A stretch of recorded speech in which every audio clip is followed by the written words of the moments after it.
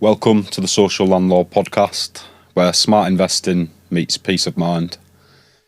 On today's episode, today's guest is me, interviewed by Fayaaz, just so you can understand a little bit about who we are and what we've done in the past few years. I think people are always asking, you're interviewing other people, but Who are you? Who are you? Where did you start? How did you get into property? It's something people have asked questions. The people that you're bringing on, they're all people who have established themselves in the property industry. People who have been maybe doing it for all their life, only business they've ever been in, only industry they've ever been in.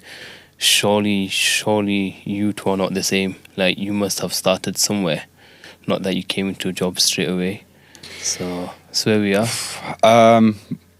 Well, yeah, a lot of people that have been in the industry their entire life are still as knowledgeable as they were when they entered. Yeah. You know, they've buy-to-let is their only game plan. They don't know anything other than mortgage rates are killing that off, and they don't understand any other angles or objectives. So I used to work in a call centre. I've done a few things. First were package bank accounts like PPI. Next one was selling phone lines. The last one was selling gas and electric, which was when I always knew I wanted to work in property, just didn't have a clue how to get in there.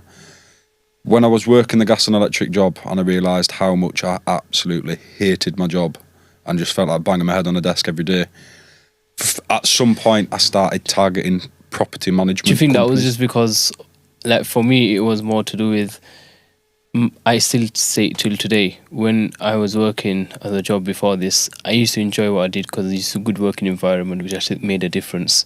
The good people around you. But whenever I wanted to go on a holiday or whenever I wanted something, you're always on a fixed income. And for me, the biggest advantage I have today is, it's flexible hours. I can sort of work from home for a few hours, go for a few things, come back home, go to the office. We're pretty flexible with our work.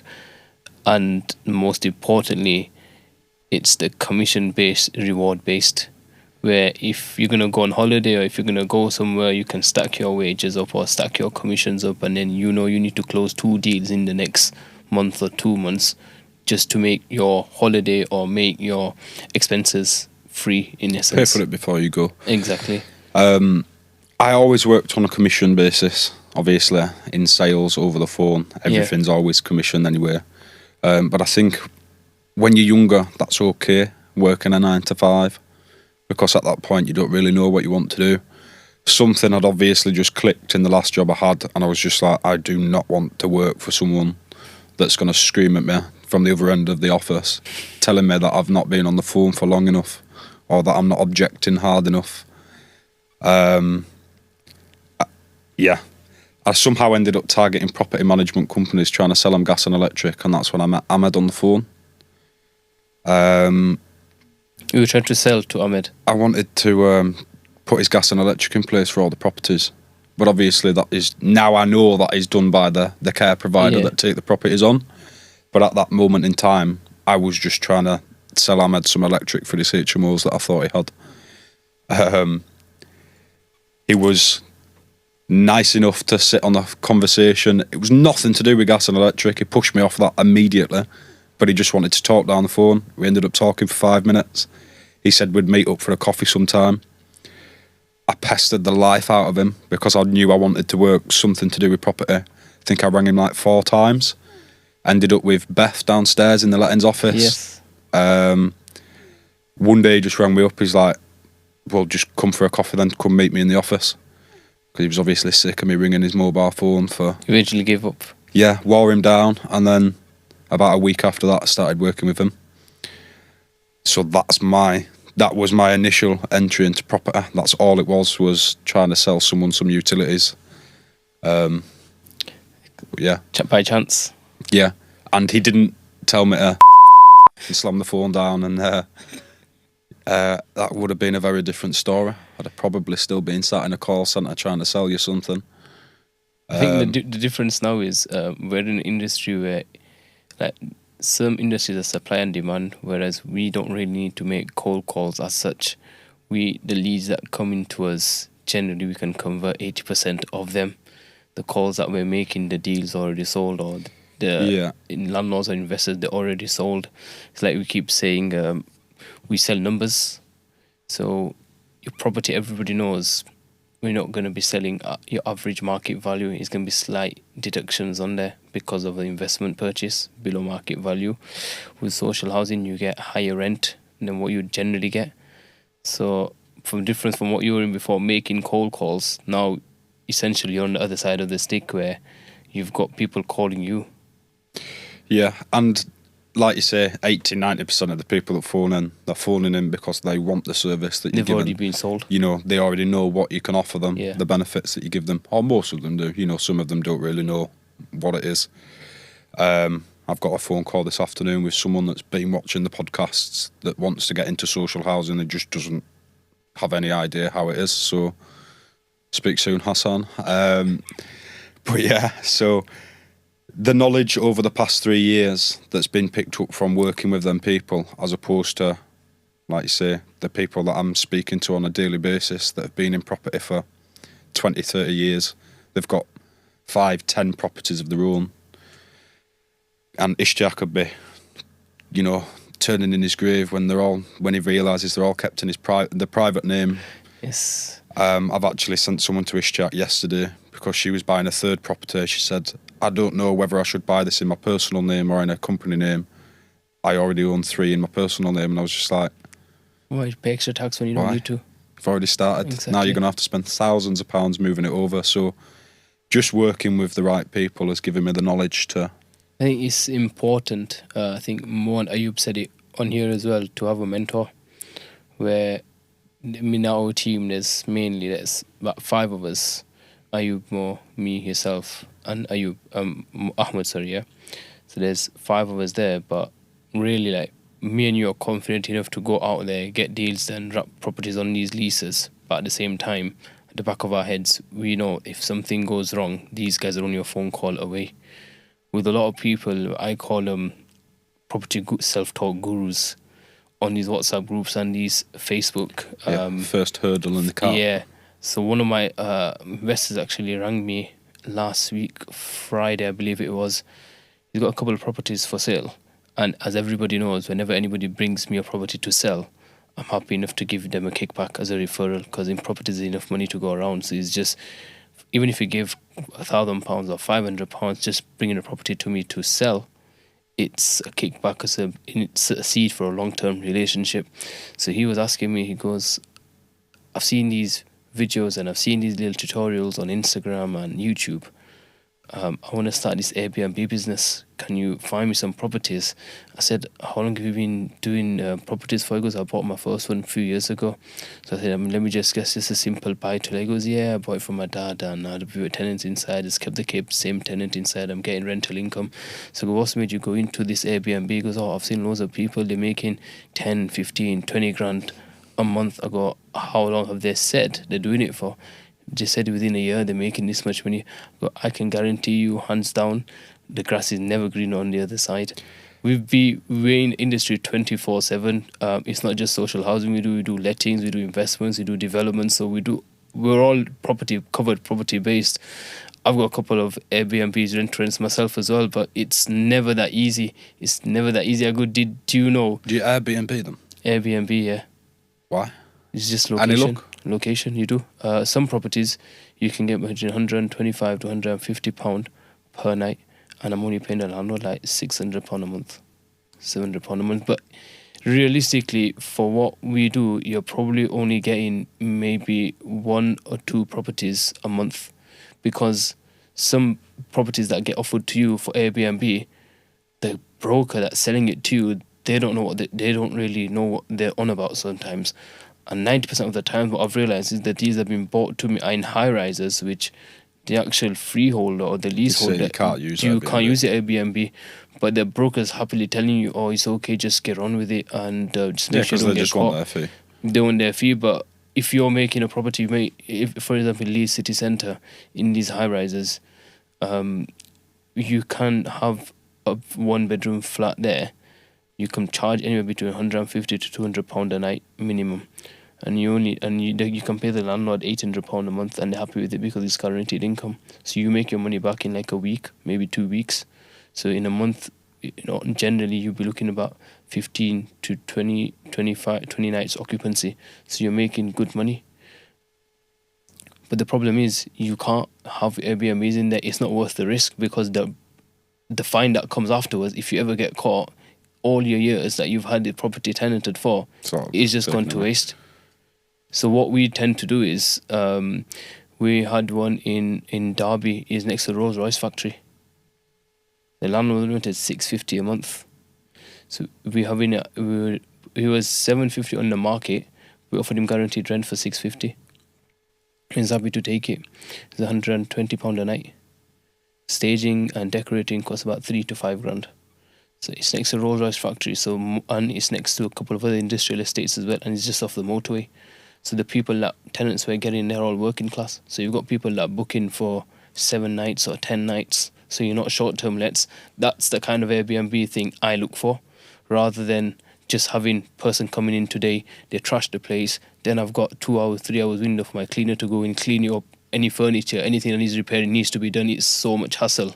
Mm-hmm. It's a long headache. I could be busy with other things, but I've got to give priority to this, and it's difficult because it's time, and time is something I don't like to sacrifice. So obviously, I won't name any names because I'm about to slag him off. So we work with someone. He's got a lot of Airbnb properties, just taken a large block of flats from us in Halifax and things like that. But from what I understand, there's so much effort that goes into it, and time, cleaners, and everything else. I wouldn't even know where to start. That it could just make that money elsewhere without having to put that time into it. I agree 100%. It's good, but I wouldn't use it as full time. And when I see these people on videos, I've seen a few videos on TikTok, and so there's a few so-called Airbnb gurus, right? They're calling landlords, telling landlords that we want to take your property on, which is why I'm very particular in where the properties are, in a nice area. When you're calling landlords, and landlords saying no, I don't want Airbnb, take the L and move on. But what I don't like is they're claiming to know the whole industry when they've only been doing it for a few years. You're making it sound so easy to this. Like when this landlord rang me, he actually genuinely thought he could have 4 or 5 properties a month on Airbnb. Yeah, but if he can go find 4 or 5 properties a month that are suitable, then he's got a better job than that. I said he doesn't need to Airbnb. I said to him, if you're gonna find 5 properties for Airbnb a month, I'll pay you. Yeah, he can make much more money finding 5 properties a month than going on Airbnb. Exactly. I said to him, if you find a property to sell, you can charge 3 to 5 grand sourcing fees. If you find even 3 properties a month, it's nearly 10 grand a month. And I'm not being far-fetched. You can't, like me and you, we source 2 properties a month anyway. And then from there, you're making your sourcing fees. Then you're having these properties on social housing leases. So first you're charging a sourcing fee, then you're charging a letting fee, then you're charging a monthly management fee. So you're getting paid of all checkpoints, and it's less hassle. Speaking of cold calls, I was calling a landlord that was advertising his property for rent in Bradford the other day. Advertising it as a 2-bed. I got there was no window in the second bedroom, so it's not 1 bed. It was a wardrobe with French doors in the bottom of the bedroom. Yeah. But he said he's got another property, a block of 3 flats, and he rents them all out to an African lady that does Airbnb. He says that on Facebook she is constantly in fancy restaurants eating lobster, steak dinners, all this, all over it. Look how successful I am. And he says she's not once paid the rent on time. Every time he rings her, she says she's skint.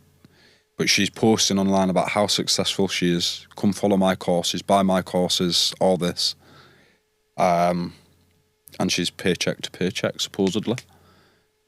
Spending it all on fancy meals for the Instagram. It's never the case.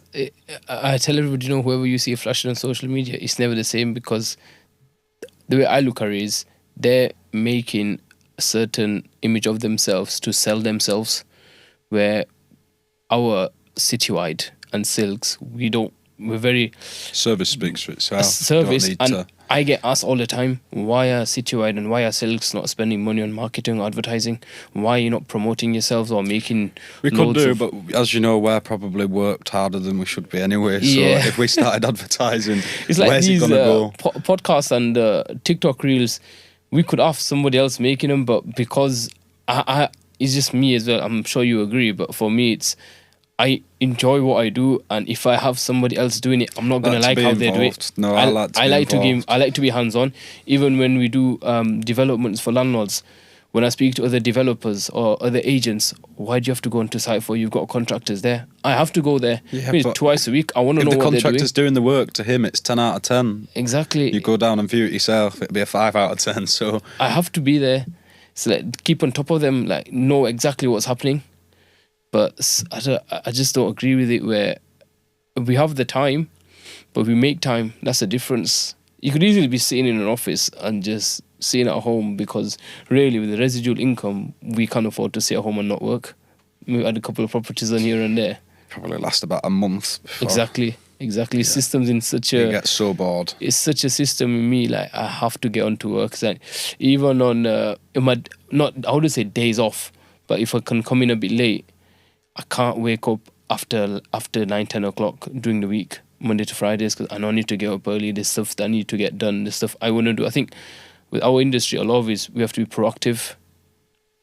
We can't wait until something happens and then decide afterwards. Be proactive, get on the ball, get properties first. Like I've seen yesterday, one of my contractors rang me, because all my contractors as well, whenever they find a property for me to sell, I give them a little kickback as well. Keeps them happy, keeps a good relationship. We're all part of one team then, aren't we?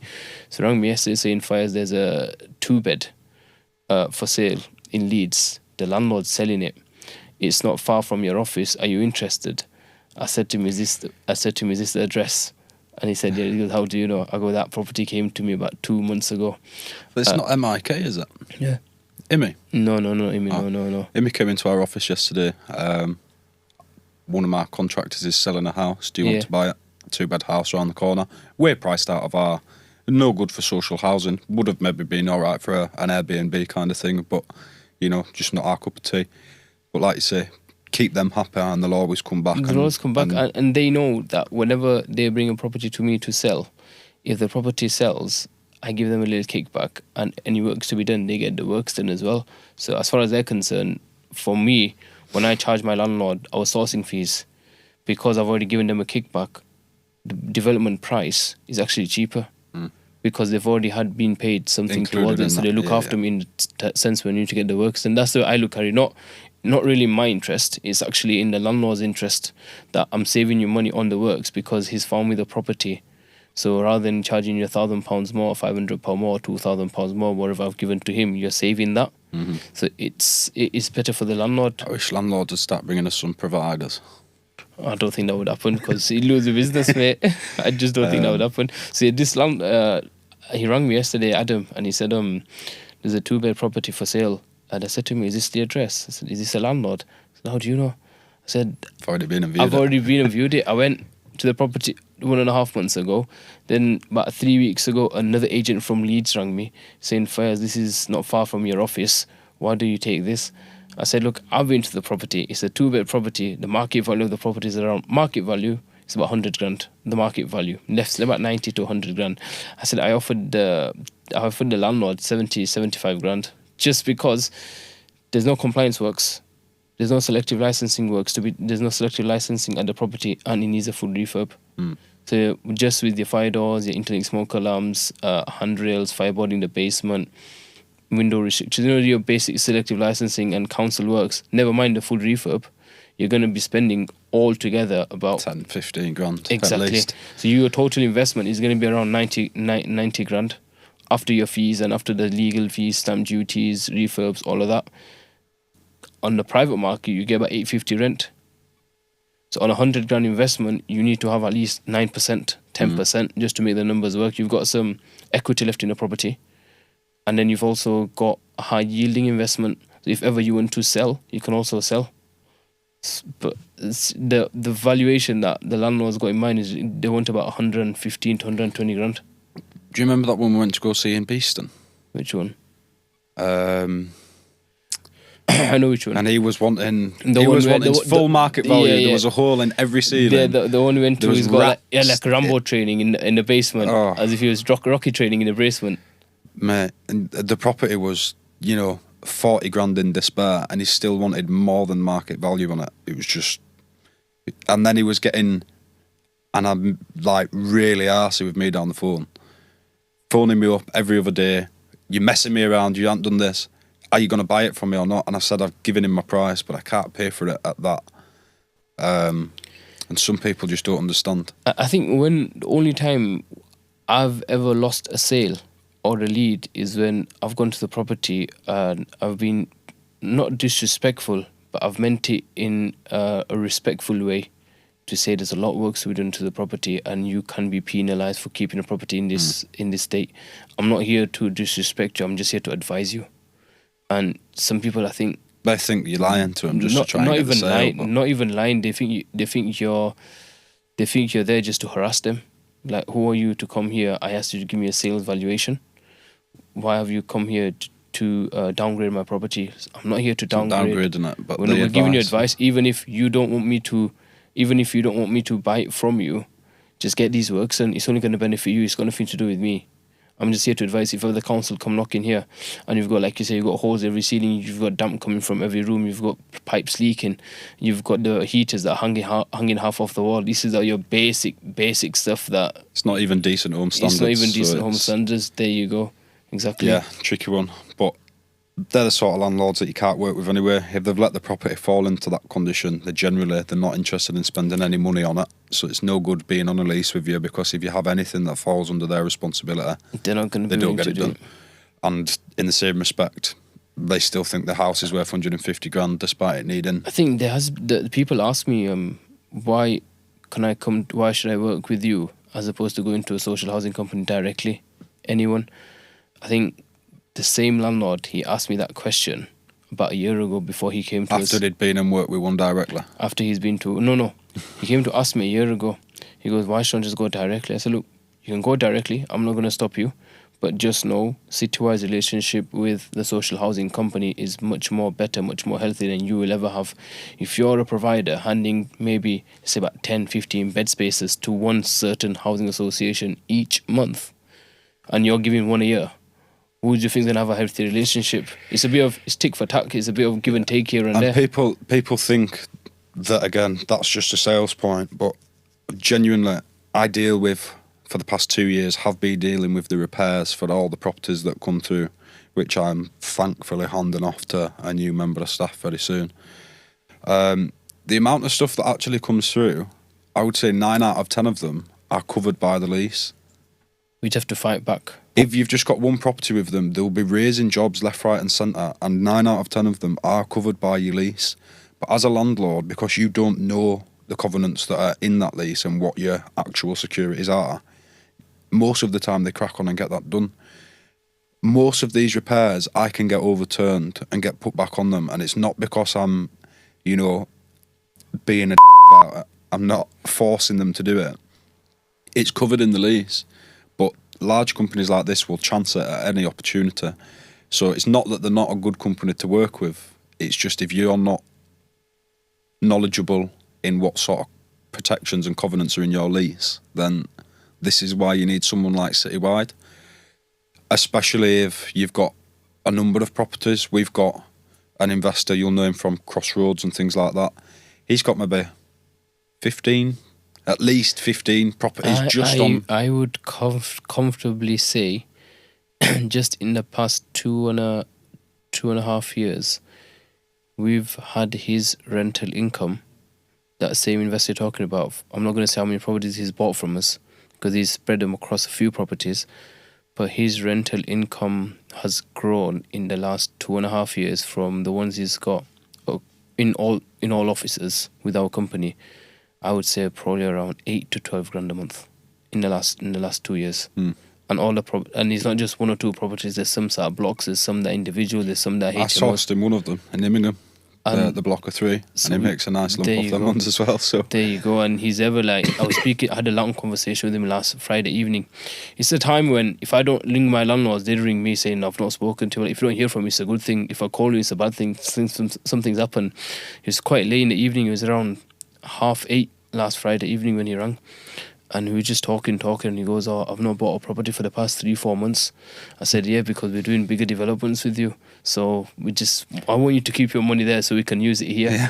And he was saying that, as I was growing up, we've been brought up in with the idea that the property that you own has to be in the site when you open your bedroom window, outside, so you can see what's happening. That's why everyone in Bradford owns 12 houses on the same street. There you go. But he goes, now working with you guys, I've got properties in Immingham, I've got properties in Bradford, I've got properties in Leeds, I've just done development Blackburn, with you in Lomax. Derby, I've just one in Blackburn with you as well.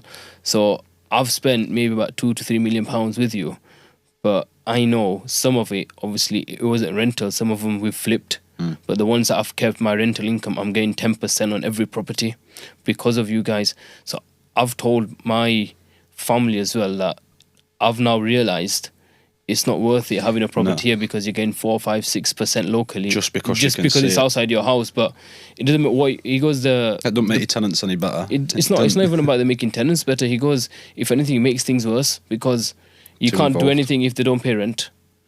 If there's repairs, you still need to do repairs. And if the tenant knows you, they'll just stop you in the street. Just come and knock on your door. Exactly. Every 2 minutes. Every my 2 tap's minutes. leaking. And it's not worth the headache. So I think from now, I'm just happy working with Situide, having properties on long-term leases, less headache. I get my 10% return, and I'm happy. And the flips that we do, we're getting 20% in 3 years anyway. So again, I'm happy with that. I can't really complain. But it's only a matter of time, which I think a lot of landlords will click on what we're doing is the way forward. But at that time, the market will be very swamped. I think it's already becoming quite swamped. Yeah. With agents that are trying to do the same thing. It's the renters that are killing you off. God, I've been looking for properties in Liverpool a lot recently. And I had a guy approach me on Facebook. Are you still looking for properties in Liverpool? I've got XYZ. It's like, yeah, blah, blah. First thing I always do is discuss fees with them because they always want something absolutely ludicrous, and 9 times out of 10 it kills the conversation off right at the beginning. I tried to put it to him that, he would get a setup fee, he would get a monthly income from it, a residual income, and his investors would be happy, they'd potentially bring more, and he could build his passive income. He sent me a voice note. I'm not understanding that. I don't understand that. Blah, blah, blah. My fee's 20k. If you want them, take it or leave it. 20k. So even if I sold that property for $5,000 sourcing fee, we're going to get 15 setup fee and the management fee over 5 years, probably wouldn't even come out to 20k. Where they get these figures from? I always say to people, sourcing agents that I talk to, the way you differentiate from somebody who's been experienced in the game for somebody who's a newcomer is, for somebody that's experienced knows that this industry works on relationships and you build on long-term relationships. And for me and you, when we talk to people and we tell them, look, whatever the fees are, we're happy to split. It's not a problem. We're generous. I wouldn't even mind, but it was a 9-bed HMO. It didn't generate anything. No, what I'm saying is when you're working with these agents, the way to differentiate, and other agents have actually agreed with and have said this, the people who have been in the game long enough, the people who understand the game, they are very happy to share. They're not greedy. Like, look, we just make a deal and work on property per property basis, because in the long run, you could work this deal and then you're breaking relationships by demanding this is how much I want. It's not going to happen. You have to be realistic. The numbers have to stack. If you're charging an extra 20 grand, you might just drop that return from 8% to 6%. What I don't understand is why people think that getting one deal every 10 months, if he even got one deal once a year at 20 grand, as opposed to selling one a week for 3. Exactly. Focus on a product, provide something genuine. Don't just try palm off a 9-bed HMO with no licensing on me and say you want 20 grand for it when there isn't even that much. You know what the difference is? It all comes back to what you're doing. We know what we're doing. There might be I somebody. haven't been sold a course by a fat There man you go. that's There you go. That's all it is. cutting people's doors down with chainsaws. Exactly what it is. So we'll go for a little bit of a break. We'll come back. We'll switch chairs. Yeah. And Tell a few more jokes.